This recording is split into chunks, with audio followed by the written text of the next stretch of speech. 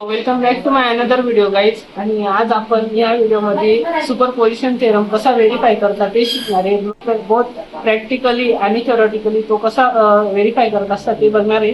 So त्याच्यासाठी आपल्याकडे इथं किट आहे सुपरपोजिशन थेरमचं. त्याच्यानंतर इथं थेरॉटिकली मी ते सॉल्व्ह केलेलं आहे. आपलं मॅन्युअल एक गाईड बुक. आता आपण ते व्हेरीफाय करणार आहे. पहिले किट होती म्हणजे थेरॉटिकल बघू.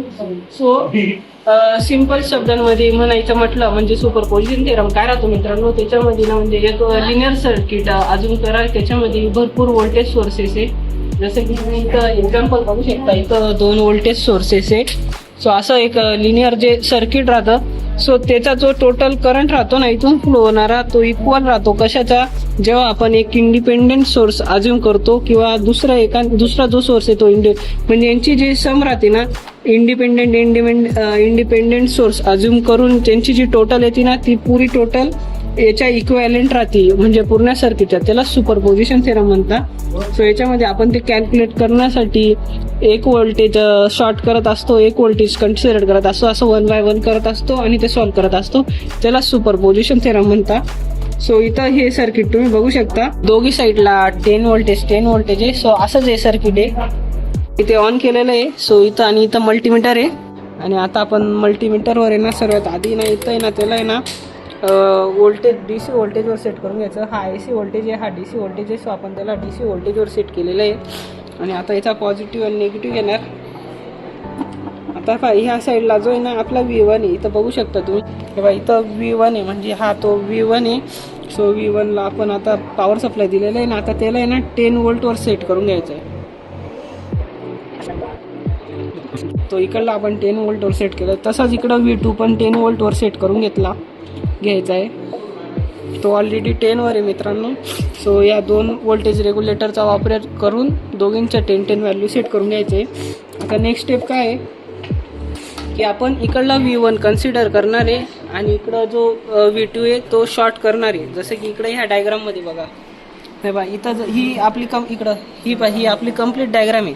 आता याच्यातला आपण फक्त V1 कन्सिडर करणार आहे आणि हा शॉर्ट करणार आहे. सो ही आता आपली न्यू डायग्राम आहे की जो आपण V1 कन्सिडर केलेला आहे आणि इकडे जो V2 होता तो शॉर्ट केलेला आहे. तो V2 जो आहे तो शॉर्ट केलेला आहे. सो आता आपण याच्याप्रमाणे कनेक्शन करणार. सो इकडे बघा आपण हे असं,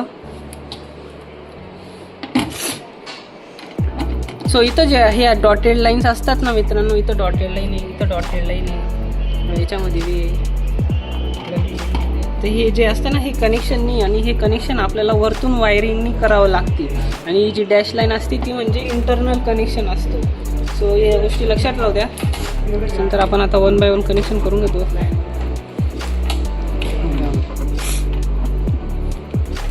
जो आता जो V2 आहे तो आपण कन्सिडर नाही करत आहे. डायरेक्ट आपण इकडं रजिस्टर शॉर्ट करणार, म्हणजे इकडं शॉर्ट करणारे कनेक्शन म्हणजे ते असं दिसेल, ते म्हणजे इमॅजिन करायला लागलं सर्किटप्रमाणे. सो असं.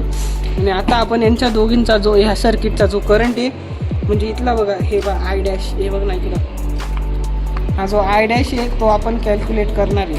सो त्याच्यासाठी परत मी घेतलं. आता याच्या आधी ना हा जो आहे ना हा नॉब इकडून काढायचा आणि इकडं मिली ॲम्परला ठेवायचा आणि हे ना मिली ॲम्परवर घेऊन घ्यायचं. हे बघा मिली ॲम्परवर सेट केलं आहे. हा नॉब इकडला काढून इथं लावला आहे. त्याच्यानंतर इथं पॉझिटिव्ह. सो तुम्ही बघू शकता की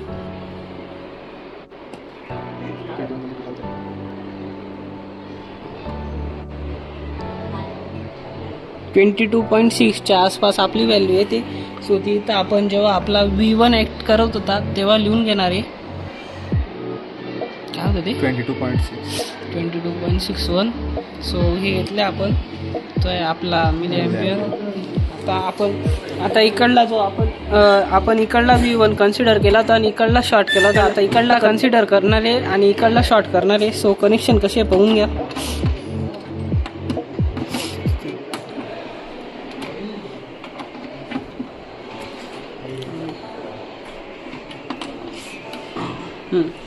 तर बघू शकता आता जो V2चा व्होल्टेज भेटतोय सर्किटला आणि इकडला शॉर्ट केलेला आहे.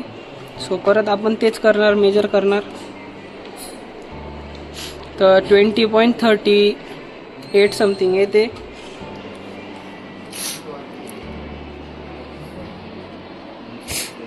आपण आता हे वेगवेगळे सर्किट कन्सिडर करून गेले. आता आपल्याला पूर्ण सर्किट कन्सिडर करायचं आहे, म्हणजे असं पूर्ण सर्किट कन्सिडर करायचं आहे. सो आता ते याच्यावर करून दाखवतो. सो हे बघू शकता, हे सर्व शॉर्ट करून द्यायचं.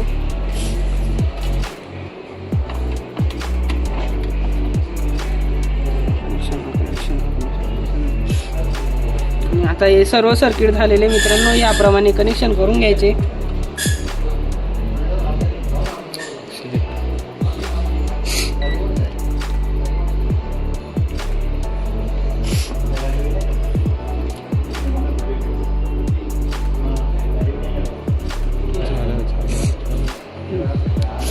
सो हे बघू शकता 42.12 42.23च्या जवळपास येत आहे. सो जेव्हा आपण ह्या दोघींची ॲडिशन करणार तेव्हा हे इक्वल येईल. यालाच सुपरपोजिशन थेरम म्हणता मित्रांनो. सो हे आपण प्रॅक्टिकली प्रूव्ह केलेलं आहे. आता थेरॉटिकली कसं सॉल्व्ह करतात ते पण अशी काही सर्किट डायग्राम दिलेली राहील. त्याच्यानंतर आता आपण काय करणार की इकडला जो आहे तो शॉर्ट करणार, इकडला कन्सिडर करणार, considering V1 and short V2. So अशी काही डायग्राम होती. सो याच्या पहिले आपण R इक्विव्हॅलेंट काढून घेणार. सो इतर R इक्विव्हॅलेंट काढलं आहे. सो 800 काय आहे, 800 म्हणजे ही आहे आणि याची ॲडिशन आहे आणि त्याला पॅरेललमध्ये आपला 100 आहे. सो इंटू 100 प्लस 100 म्हणजे सिरीज पॅरेलल आपण त्याचा सॉल्व केलेलं आहे आणि ते आपल्याला 88.88 आलेलं आहे. त्याच्यानंतर जे इकडले होते हे त्याच्यामध्ये ॲड केलेले आहे आणि आपल्याला टोटल R इक्विव्हॅलेंट भेटलेला आहे पूर्ण सर्किटचा. त्याच्यानंतर इथं आपण I काढलं कारण की आपल्याकडं V पण होता आणि आता R इक्विव्हॅलेंट पण आलेला आहे. सो या दोघींचं कॅल्क्युलेशन करूनही आपल्याला 12.8 मिली ॲम्पियर आलेलं आहे. 12.8 मिली ॲम्पियर आलेलं आहे. आणि जो आता मेन आता जो आपण हा I काढला ना तो हा वाला I होता मित्रांनो. आता जो नेक्स्ट I काढतोय ना तो हा वाला काढतोय. सो त्याचा फॉर्म्युला काय आहे की जो आपला आधीचा I आला आहे इंटू परत याचं सिरियल पॅरेलल कॅल्क्युलेशन करायचं. सो इथं बघू शकता हे प्लस हे इथं दोघींचं मल्टिप्लिकेशन करून इथं प्लस केलेलं आहे. सो हे कॅल्क्युलेशन करून आपला I1 आलेलं आहे. सो तसंच आता I2साठी इकडं I2 कन्सिडर केला आणि V1 शॉर्ट केला आहे आणि परत त्याचा इक्विव्हॅलेंट रजिस्टर काढला, हा आला. त्याच्यानंतर आपण I काढला, त्याच्यानंतर आपण I डबल डॅश काढला इथं.